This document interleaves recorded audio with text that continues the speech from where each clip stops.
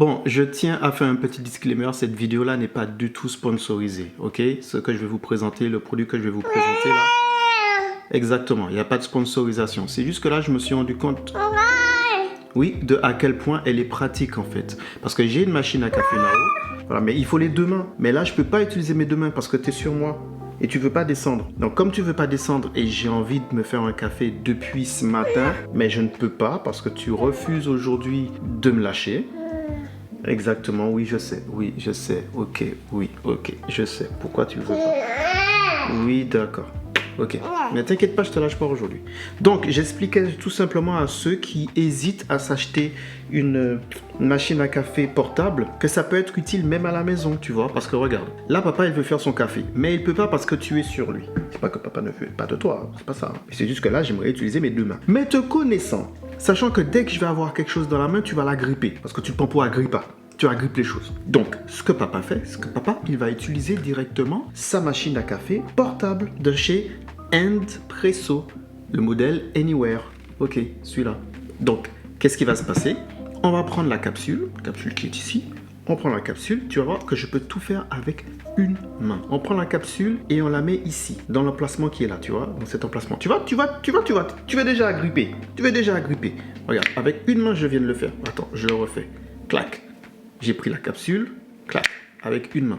C'est pas stylé ça? Avec une main. Donc ensuite, qu'est-ce qu'on fait? On va venir le mettre dans sa paume, ok? Ainsi, et voilà. Et là, il est enclenché. Et une fois qu'il est enclenché, on le met à l'intérieur de ce compartiment-là. Et tu vois, j'ai toujours utilisé une main. Et ça va venir se visser tout simplement dans la machine. Comme ça. Une fois que c'est vissé dans la machine, on va venir verser de l'eau par-dessus. Attends, je crois que j'en ai mis un peu trop. Et une fois que c'est fait, deux fois, on l'allume, on le lance et c'est parti. Il va chauffer et il va faire le café. Et je pourrais même le couler à une main. Donc tu vois, l'avantage d'avoir une machine à café portable dans ce genre de situation-là. Parce que si je devais le faire avec la machine espresso, le DeLonghi qui est en haut, ben, j'aurais besoin de mes deux mains, verser la poudre de café moulue dans le truc et tout. Et c'est pas possible à faire avec un bébé de 10 mois sur les bras. Mais là, grâce à ma machine Handpresso, le modèle Anywhere, j'ai pu faire un café. Je peux me faire un café sans souci et sans problème. T'as capté ou pas? Oui, c'est bien. Maintenant, il n'y a plus qu'à attendre 3 minutes. Honnêtement, je ne sais même pas ce que ça va donner cette vidéo-là. J'avais aucun retour écran. Je ne sais même pas ce que ça va donner. Ça doit être la vidéo là. Oh purée. Qu'est-ce que ça va donner cette vidéo? Je ne sais même pas. Sinon, en attendant que ça chauffe, je peux vous donner les questions qu'on va aborder dans cette vidéo. Ma question porte sur l'importance de faire des vues. En gros, est-ce qu'il faut se forcer à faire des contenus alors qu'on n'a peut-être pas envie de faire pour y arriver? Le faire pour faire. Ma réponse va peut-être être banale et rapide en termes de point de vue par rapport à cette question-là. Je ne vais pas développer de fou, contrairement à d'habitude, parce que je pense qu'il n'y a pas besoin. C'est une explication claire, nette et simple. La raison pour laquelle tu te poses cette question-là de est-ce que je fais des vidéos parce que j'en ai pas envie? Je vais t'expliquer pourquoi tu as ça qui te tombe dans le cerveau. C'est parce que justement la vidéo que tu vas faire et que tu n'as pas envie, c'est pas quelque chose qui te passionne. C'est pas quelque chose qui fait partie de ton cercle de bien-être, ok? C'est pas quelque chose qui te motive. Mais tu sais que faire ces vidéos-là rapporte des vues, rapporte de l'engagement et rapporte de la reconnaissance. Tu vois? C'est un peu comme celui qui veut devenir musclé et qui rentre à la salle et qui a une machine qu'il n'aime pas, mais comme il voit que tout le monde l'utilise et qu'il y a du résultat, ben, il va le faire sans motivation. Mais si tu n'as pas la motivation, la dopamine et tout l'enclenchement du cycle pour arriver à l'endorphine, ce ne sera pas forcément productif. Donc tu vas devoir te forcer pour donner un résultat et avoir le même résultat que les autres qui, eux, peut-être le font par envie. Si je dois me forcer à faire une vidéo, c'est uniquement dans un seul sens. C'est que la vidéo, c'est me forcer dans le sens où je me dis peut-être aujourd'hui, j'ai pas envie de le faire parce que je suis un peu épuisé. Je sais que je vais pas avoir assez d'énergie parce que j'ai fait plein de vidéos sur mon YouTube où j'avais pas envie, mais je me suis dit, vas-y, fais quand même une vidéo parce que sinon tu n'auras rien. Mais quand je regardais la vidéo, même moi je m'ennuyais, je trouvais ça vide parce que j'avais pas d'énergie, j'avais pas envie. Donc quand tu n'as pas envie de faire quelque chose, c'est aussi simple que ça, ne fais pas en fait. Si tu dois te forcer pour faire une vidéo, sachant que faire de la vidéo sur les réseaux et tout ça, l'avantage c'est qu'on n'est pas censé être forcé de faire les choses. C'est free, c'est libre en fait. Donc si tu dois te forcer de faire des vidéos de chats parce que tu sais que ce sont les vidéos de chats qui rapportent des vues, des likes et compagnie, bah, si ton but c'est de réussir, bah, forcément tu vas devoir y aller et justement te forcer. Alors là vous voyez, hop, c'est prêt. Je le fais avec les deux mains, mais j'aurais pu le faire avec une main. Mais regardez, j'ai essayé de prendre mes deux mains, vous avez vu directement qu'est-ce qu'il fait? Voilà, c'est la raison pour laquelle je ne peux pas faire avec les deux mains. Donc on va tout simplement prendre sa machine, appuyer sur mon petit bouton, et là vous pouvez pas le voir mais il est en train de couler le café. Je vous le montrerai quand ce sera terminé. Il est en train de couler un petit café tout chaud, donc ça me fait un espresso. Ok, on est bien là. Bon, je sais pas si de là où vous êtes, si je peux faire le cadrage pour que vous puissiez voir. Non, c'est pas pour toi, bonhomme. Tu vas commencer ça. Toi, tu n'en auras pas besoin. Tu n'as aucun, pour l'instant, il n'y a pas de TDAH chez toi pour l'instant, donc tu n'auras jamais besoin de boire du café dans ta vie, j'espère. Je te le souhaite. Donc voilà, mon café est prêt. Est-ce qu'il y a mon grand? Non, tu peux pas, c'est pas pour toi ça. Ça c'est pour papa. Attends, je vais te donner autre chose, toi. Je vais te donner autre chose, mon grand. Une compote. Pour toi, c'est une compote. Voilà. C'est beaucoup mieux pour toi, la compote. Compote pour toi, café pour moi. Bon, maintenant que j'ai te donné le baratin que tout le monde va te sortir sur YouTube par rapport à la question que tu m'as posée, il est temps que je te donne la vraie réponse. La vraie réponse en fait que tout le monde pense au fond mais que on va pas le dire de manière frontale. T'as pas envie de faire de vidéo, mais tu veux réussir, t'as pas le choix. Tu vas te forcer. Tu vas devoir te forcer parce que on te dit que l'algorithme va retenir les gens qui sont authentiques. C'est faux. Avant que tu sois vu comme étant quelqu'un d'authentique, il faut que tu fasses ce que tout le monde fait de commun. Je te donne un exemple. T'as un artiste qui vient d'arriver. Le gars, il a une voix de ouf, il est authentique, il a une touche personnelle, il a un truc à lui, un son à lui. Si le son, justement, qui est à lui, qui lui est propre, n'est pas le son, la sonorité, la musicalité, l'ambiance, l'effet, le style, ce qui est à la trend, ce qui est à la mode du moment, il peut faire ce qu'il veut, on va pas le connaître. Il percera pas. Il faut qu'il passe par la voie que tout le monde emprunte pour être vu par la masse, pour ensuite proposer son univers. Et je suis d'accord, vous allez me dire, oui, mais s'il a du talent, arrêtez, stop. Ça, c'est de l'hypocrisie artistique. Je vais encore plus loin. Ils te disent qu'il faut que tu sois authentique pour que les followers puissent s'accrocher, à tes vidéos, machin et tout ça. Fais ce que tu aimes, comme ça, tu as l'impression que tu bosses pas. Encore une fois, c'est faux. Parce que l'algorithme, lui, s'il n'y a pas de rétention sur tes vidéos, tu peux être aussi authentique que tu veux, il ne va pas te pousser en avant. Et pour ça, il faut que tu fasses des choses qui soient populaires. Et parfois, ce qui est populaire n'est pas ce qui va avec ce que tu as envie de faire. Donc, tu dois te forcer à faire ce qui est populaire pour être à ce moment-là visible et à partir de là commencer à proposer ton univers. Oui, mais tu peux aussi proposer ton univers dans ce qui est populaire et faire à ta sauce. Ben non, puisque les gens vont finir par te dire ouais mais ça ressemble pas à ce qui se fait d'habitude. Je prends un exemple, les vidéos que je fais. Si je ne les fais pas dans le style de vlog ou de vidéo que vous avez l'habitude de regarder sur YouTube, eh bien je me retrouve. En fait, je suis l'exemple type parce que du coup, je me retrouve avec des vues qui avoisinent les 50, 60 et ça n'a rien à voir avec mon format, le fait que non.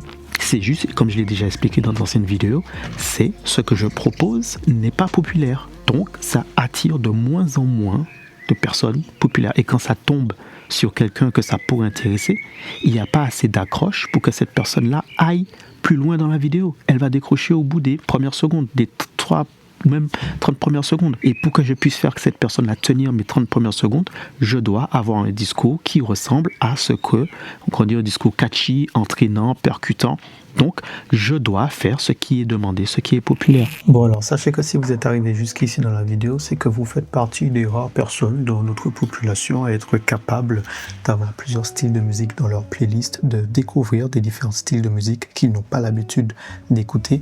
Vous faites partie de ces rares personnes qui, jusqu'à présent, dans notre ère, sont capables d'aller voir un film ou une œuvre ou aller au musée, s'ouvrir l'esprit à des choses qui ne sont pas dans leur quotidien, découvrir, n'avoir pas peur justement de se confronter à l'inconnu. Si tu es jusqu'ici dans la vidéo, commente, j'ai pas peur. Truc qui n'a aucun sens. Mais en fait, cette partie de la vidéo, c'est pour te montrer et pour étayer mon point de vue sur quand je te dis que on te dit d'être authentique, mais en même temps, il y a un peu d'hypocrisie dans le game, tu vois. Vous savez, ça fait un temps que je fais des vidéos sur YouTube. Et peut-être que je fais des vidéos sur YouTube parce que c'est vraiment sur le fait que j'aime bien ça, j'aime bien filmer, j'aime beaucoup ça. Ou peut-être que j'ai pas d'amis avec qui échanger, donc je te parle à toi parce que j'ai pas d'amis. J'ai personne avec qui échanger de ces faits, des choses qui sont dans ma tête, s'asseoir, se poser et échanger. J'ai l'impression que quand j'en parle aux autres, je les fais chier. Donc je t'en parle à toi, les 20, 30 personnes qui sont encore là à la fin de cette vidéo. Parce que qu'est-ce qui va se passer quand, justement, analyse mon point de vue et dis-moi si j'ai tort. Que va-t-il se passer quand de manière explicite, ce qu'on appelle la rétention, l'engagement, ce qui fait que les gens restent sur ta vidéo, on te dit que c'est les 30 premières secondes, ok? Que va-t-il se passer quand il faudra de plus en plus choquer les téléspectateurs, les youtubeurs qui regardent les plateformes sur les réseaux pour justement avoir des vues?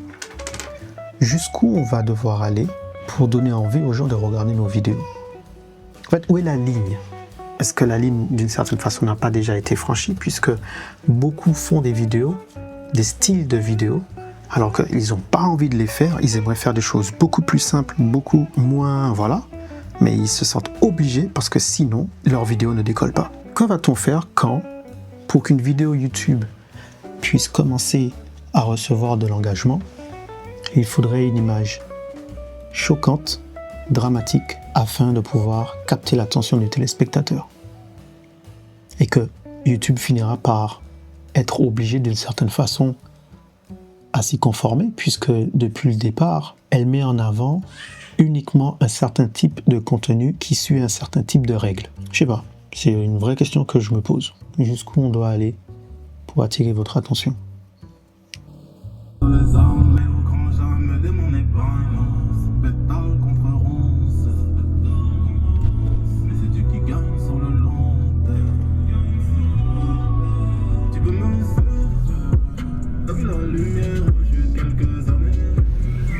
Tu suis le raisonnement? Donc si tu veux réussir sur les réseaux et que tu n'as pas envie de faire de vidéo, tu vas devoir te forcer si tu veux réussir. Mais si tu n'as pas envie de faire de vidéo, ne fais pas de vidéo. Mais encore une fois, si tu cherches à percer, à réussir, fais ce que la masse demande. Et une fois que tu auras accompli ce que la masse demande, tu proposes ton univers.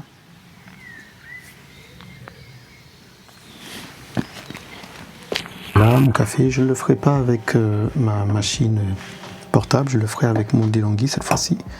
Et vous voyez que j'ai besoin de mes deux mains pour préparer mon café. Aujourd'hui, on va préparer un café fruité, un fruit de la passion, pour le coup. Avec un café intense d'Éthiopie, voilà.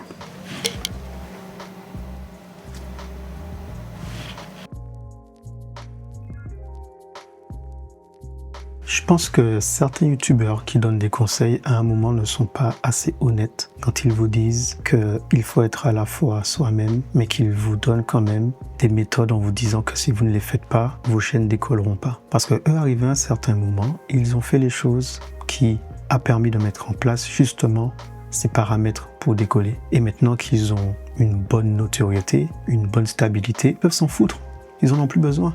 J'ai vu des vidéos de grands youtubeurs avec du flou sur l'image, des images qui tremblent, de la surexposition, des couleurs fades, tu vois, ou une lumière vite fait, tu vois, qu'il n'y avait pas vraiment d'esthétique dans l'image. Arrivé à un certain stade, ils se prennent même plus la tête. Ils s'assoient sur un canapé, une petite lumière, un micro, un casque, caméra allumée, ils disent ce qu'ils ont à dire. Je suis pas contraint, mais réfléchis. Pour que toi, tu puisses arriver à ce stade-là, tu es obligé de passer par des étapes. Mais ils te disent que tu peux arriver à ce stade-là en étant toi-même. C'est faux. Ils font même plus l'effort de scénariser leur visuel. Après, franchement, ceux qui continuent à le faire, merci à vous. Qui prennent le temps de continuer à le faire, merci à vous. Et quand je dis qu'ils continuent à le faire, c'est que tu sais que c'est eux qui sont derrière la caméra, qui font leur lumière, qui settent leur réglage, qui font leur montage. Parce que dites-vous qu'il y a pas mal de vidéos de youtubeurs que vous allez regarder, ils ont une équipe.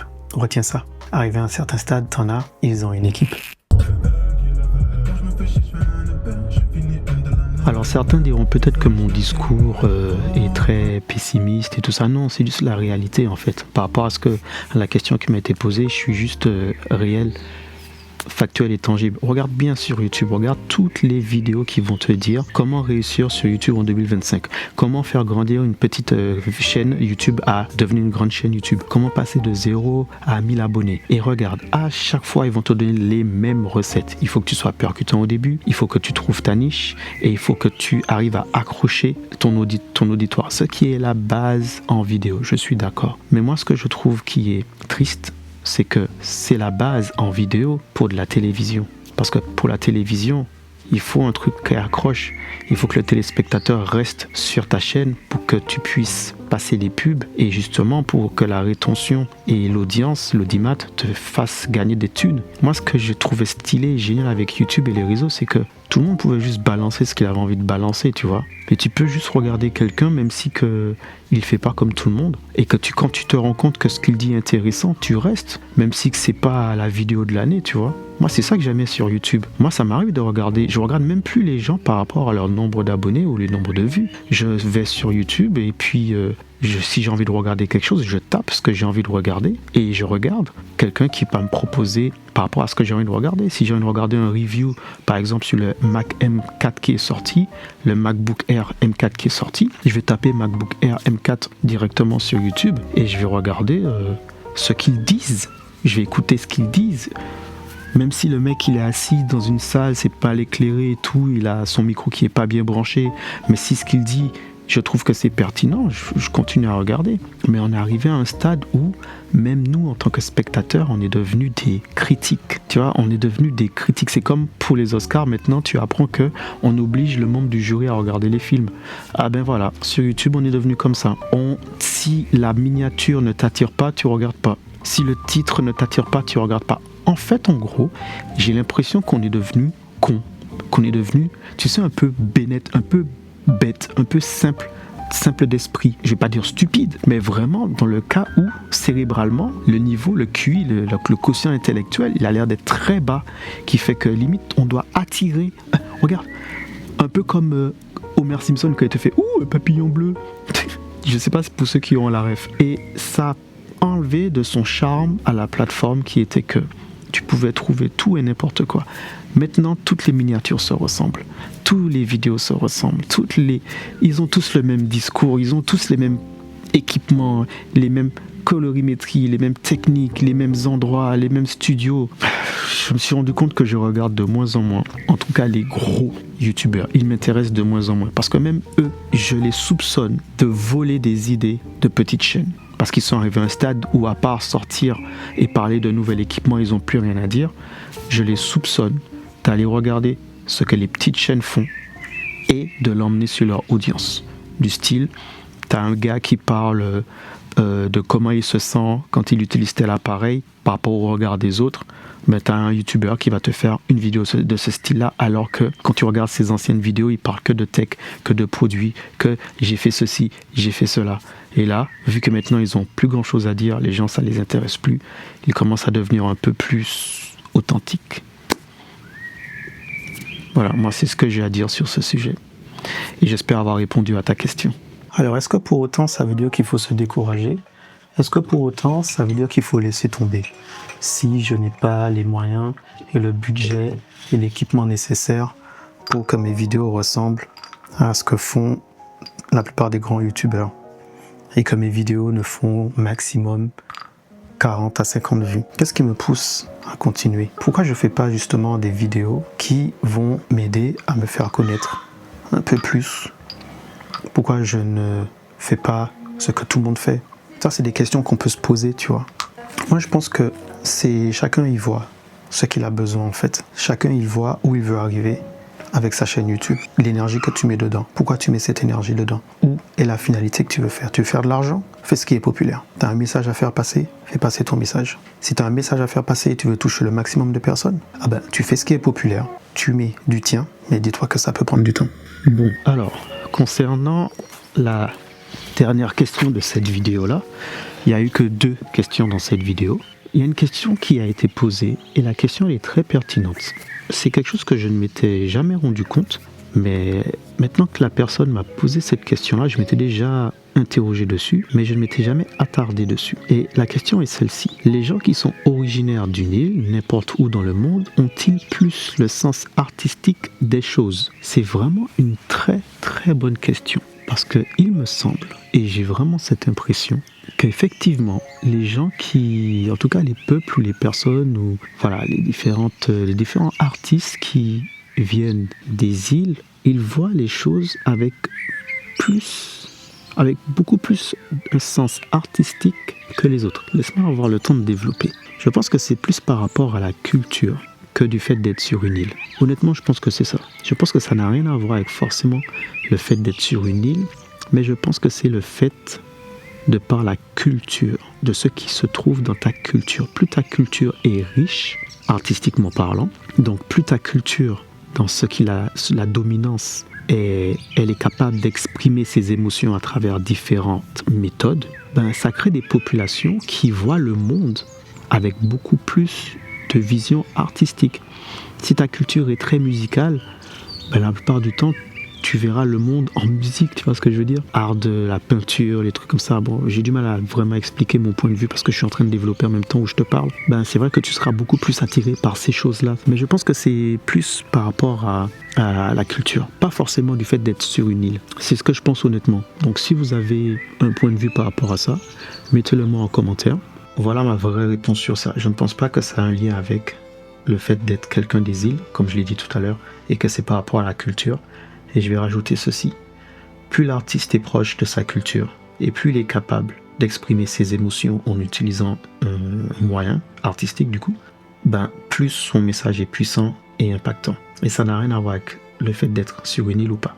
Mais je rajouterais que la plupart des personnes qui se trouvent sur une île sont des personnes de couleur, et leur histoire, pour 80%, voire pour, je ne vais pas dire 100%, mais vous avez capté, pour la plupart, l'histoire de sa culture, pour beaucoup, est très fort, tragique et très deep. Donc parfois, c'est ça qui fait qu'ils ont autant de choses à raconter et qu'ils voient le monde différemment des autres. C'est pour ça qu'on retrouve peut-être, selon moi, plus de personnes qui sont originaires des îles avec une vision artistique plus forte que la plupart des autres. Voilà, je le dirais comme ça. Tu sais, ma question elle est vraiment sérieuse concernant le jusqu'où on va devoir aller pour vous divertir. Jusqu'où on va devoir aller pour satisfaire ce besoin que le public a de plus en plus qui est difficile à satisfaire. Ce besoin d'être tout de suite stimulé, cette dopamine urgente. C'est à peine le clip ou la musique commence qu'il faut déjà que tu sois dans des états ou dans des émotions. Plus personne n'est patient pour consommer l'art. On a perdu notre patience pour consommer l'art. L'art maintenant c'est devenu instantané. C'est comme quand tu prends ton Choc-à-Pic, café en poudre, chocolat en poudre. L'art est devenu en poudre. On le prend, on verse 2 trucs d'eau chaude dessus, un coup de sucre et c'est parti. Et on le consomme comme ça. Froid, tiède, chaud, quelle que soit la manière. Bon, je pense qu'il y a une autre manière pour ouvrir. En parlant de manière, il doit y avoir un autre moyen pour ouvrir ça. Oui, je me suis équipé avec un nouveau casque parce que j'ai perdu l'ancien que j'utilise pour faire les choses dans la maison. Attention, je vais faire un peu de bruit. Ça s'ouvre comment ce truc? Ouais, tout à l'heure je te disais qu'en fait on est devenu impatient, on n'analyse plus, on ne regarde plus, tu vois, on prend plus le temps de prêter l'oreille, de prêter le regard. On veut que ce soit tout de suite un banger, on veut que ce soit compris. En fait, je trouve vraiment qu'on est arrivé à un stade où malheureusement, comme on veut tellement il y a tellement cette course aux chiffres, à l'argent qui se fait, que beaucoup d'artistes vendent leur art au détriment justement de cette consommation instantanée. Ce n'est que mon avis. Donc vraiment, si tu es encore là dans la vidéo, c'est que je pense que ce que je dis soit te fait réfléchir ou tout simplement tiens bon. Bon, moi je pète mon câble. Voilà. Fichue boîte. J'ai pas le temps. Mon esprit. Vite ailleurs. J'ai pas le temps, faut y aller. J'ai la rage.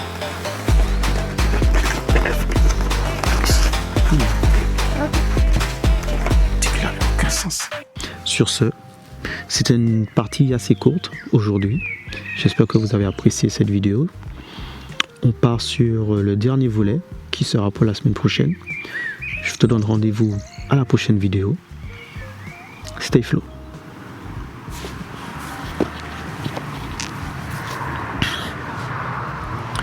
Honnêtement, je sais même pas ce que ça va donner cette vidéo là. J'avais aucun retour écran. Je sais même pas ce que ça va donner. Ça doit être la vidéo là. Oh purée. Qu'est-ce que ça va donner cette vidéo? Je sais même pas.